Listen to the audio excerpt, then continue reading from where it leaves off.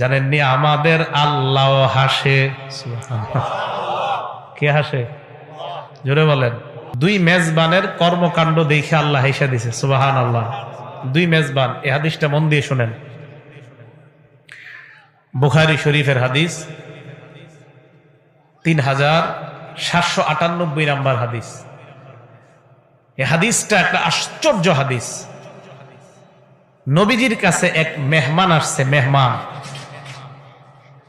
মেহমানকে মেহমানদারি করানোর জন্য আল্লাহ নবী খাবার তালাশ করতেছে, নিজের বাড়িতে মেহমানদারি করবে। আল্লাহ নবী বাসা ইলা নিসাইহি, উনি ওনার বিবিদের কাছে পাঠাইলেন, গিয়ে দেখো আমার বিবিদের ঘরের মধ্যে খাবার আছে কিনা, আমি মেহমানের মেহমানদারি করতে চাই।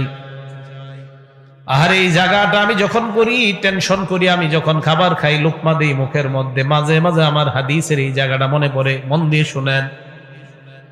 যাকে পাঠাইলেন উনি আল্লাহ নবীর কাছে আসলেন। আসার পর নবী প্রশ্ন করলেন, কি ব্যাপার, খাবার ব্যবস্থা হয়েছে কিনা?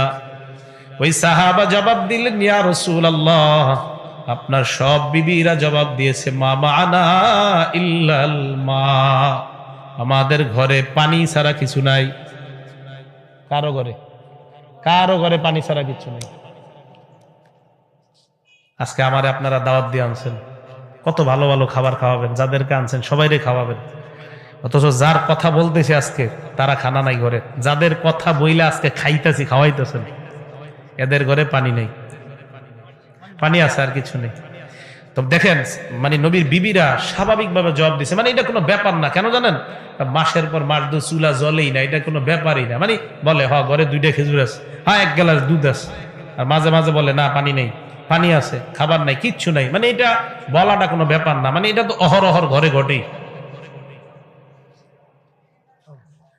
নবীজি কয় কিছু নাই? কয় হুজুর সবাই বলছে ঘরে পানি ছাড়া কিচ্ছু নাই।